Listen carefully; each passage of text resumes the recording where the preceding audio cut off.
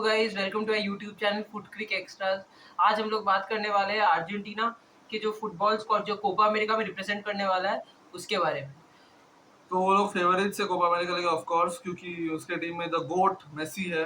बिल्कुल। और जो टीम होने वाला है बहुत स्ट्रॉन्ग टीम है अर्जेंटीना का, क्योंकि गोलकीपर में रहेंगे Amy Martinez, the best goalkeeper मैं बोलूंगा अभी जो फुटबॉल में है अभी पूरे वर्ल्ड के, वो बेस्ट गोलकीपर है। क्योंकि वर्ल्ड कप का प्रदर्शन, उसके बाद क्लब फुटबॉल में जो प्रदर्शन हुआ है उनको, उनके ऊपर कोई नहीं है। बिल्कुल, और एस्टन विला के लिए भी उन्होंने क्लब में बहुत ही अच्छा परफॉर्मेंस किया है। मैं मान सकता हूँ कि एमी मार्टिनेज कुछ-कुछ मोमेंट्स में थोड़ा क्रम्बल किए है, पर फिर भी वो बिल्कुल बहुत ही अच्छे गोलकीपर है और वर्ल्ड के वन ऑफ द बेस्ट है। और अर्जेंटीना में गोलकीपर के लिए सब्स्टिट्यूट्स है जो अमरानी और रुइली, मुझे नहीं लगता कि वो कोई भी एमी मार्टिनेज के लेवल पे है। ये एमी मार्टिनेज प्रेशर के अंडर बहुत अच्छा-अच्छा सेव किए है और बहुत बार अर्जेंटीना को बचाए भी है। और अगर अर्जेंटीना 4-3-3 फॉर्मेशन में खेलता है तो लेफ्ट बैक में अक्यूना मैं बोलूंगा, क्योंकि अक्यूना के पास पेस है, वो हाई प्रेसिंग एबिलिटी है, तो आई विल गो फॉर अक्यूना। बिल्कुल, मैं भी। अकुना और एक्सपीरियंस भी है, सेविल के लिए इतना साल खेले हैं, तो मुझे भी लगता है कि अकुना को ही जाना चाहिए, अकुना को ही फेवर करना चाहिए।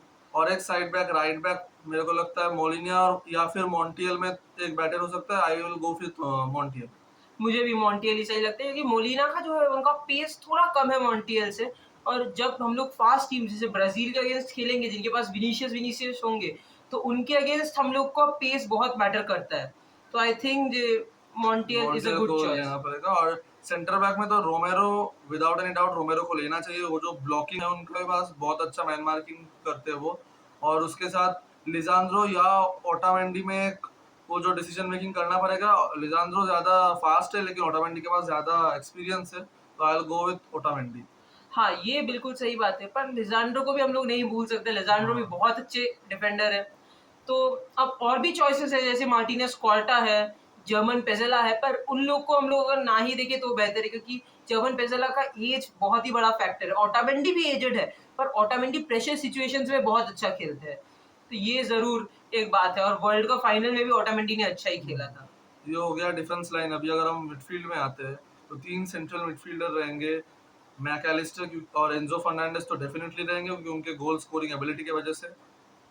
और डीपॉल को भी होना चाहिए थोड़ा डिफेंसिव आउटलुक प्रोवाइड करने के लिए। हाँ, वो फिजिकल बैटल्स जीतने के लिए बिल्कुल। डीपॉल को बिल्कुल और होना चाहिए। डिपॉल शायद से पिवट का रोल लेंगे वहाँ पे, बिल्कुल डिफेंस और अटैक को कंबाइन करेंगे। और एन्जो को तो होना ही चाहिए और अगर हम लोग सब्स्टिट्यूट्स की तरफ देखें तो वहाँ पे लोकेल्सो है और भी बहुत अच्छे-अच्छे पारादेस मिडफील्ड है और पैरादेस है। प्लेयर्स है। तो फिर भी मुझे लगता है कि यही 3 बेस्ट है इस मिडफील्ड में। और बिल्कुल। और और फॉरवर्ड लाइन फॉरवर्ड तो लाइन क्या तो ही अर्जेंटीना बोले, का किलिंग द है। किलिंग इट भाई। Right wing Messi, left wing Di Maria और स्ट्राइकर में जाऊँगा अल्वारेज के साथ। क्योंकि लौटारो मार्टिनेज कभी इन फॉर्म कभी आउट फॉर्म रहते हैं और अर्जेंटीना के लिए उनका रीसेंट परफॉर्मेंस भी उतना कोई खास नहीं रहा है। ये लास्ट मैच में उन्होंने 2 गोल मारा है फ्रेंडलीज में, पर वो भी ठीक है। पर अल्वारेज का जो वर्ल्ड कप का परफॉर्मेंस और मैन सिटी के लिए भी क्या अच्छा हाँ, बहुत परफॉर्मेंस। कंसिस्टेंट परफॉर्मेंस है उसका। और लेफ्ट विंग में जो Di Maria, pure class, goal scoring ability, assisting ability बहुत अच्छे है। और मेसी के लिए तो मतलब कुछ बोलने का जरूरत नहीं है। बिल्कुल।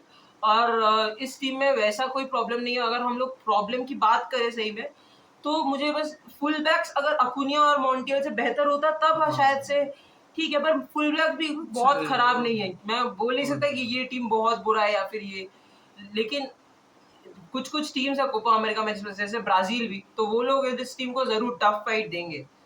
हाँ, और हाँ। और Argentina will look forward to win another trophy under Scaloni and under Messi. बिल्कुल, मेसी का भी ये लास्ट कोपा अमेरिका हो सकता है, तो they will try their best to win it. और अब यहाँ पे नज़रें तो ज़रूर रहेंगी मेसी के ऊपर ही, क्योंकि मेसी गोट है हम लोग के। और मेसी ने जब भी अर्जेंटीना को ज़रूरत हुआ है तभी वो खेले और खेले सिर्फ नहीं, वो बिल्कुल प्रेशर के अंडर खेले।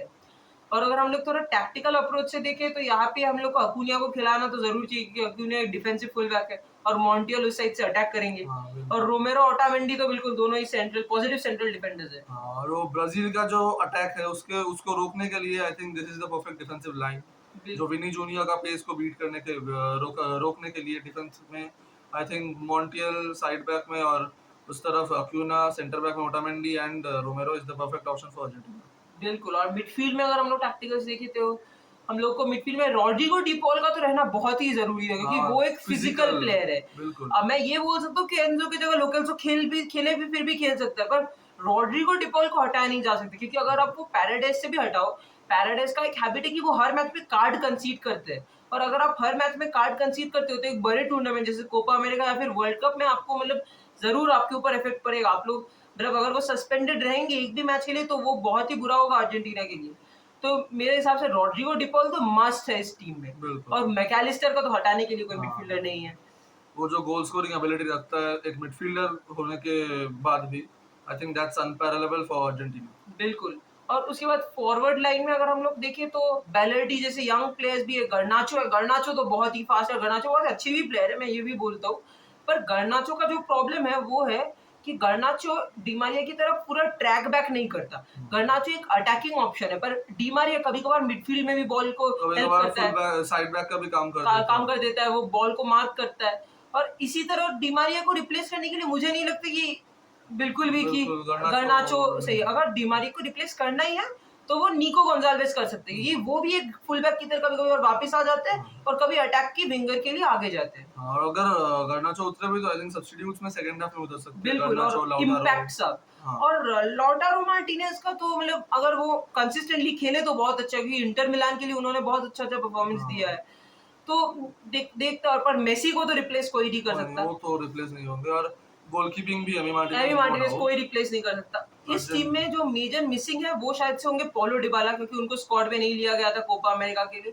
पर वो भी समझा जा सकता है क्योंकि वो मेसी के पोजीशन में खेलते हैं। हम्म, तो अर्जेंटीना का स्क्वाड कोपा अमेरिका के लिए बहुत मतलब बेस्ट स्क्वाड आई से। बिल्कुल, एंड आज के लिए इतना ही। बिल्कुल। हम लोग ये वीडियो यहीं पे खत्म करते हैं। अगर आप लोग को पसंद आया तो लाइक एंड कमेंट, और प्लीज़ अगर ऐसा वीडियो आपको और देखना है तो please press the notification bell. Thank thank you. You.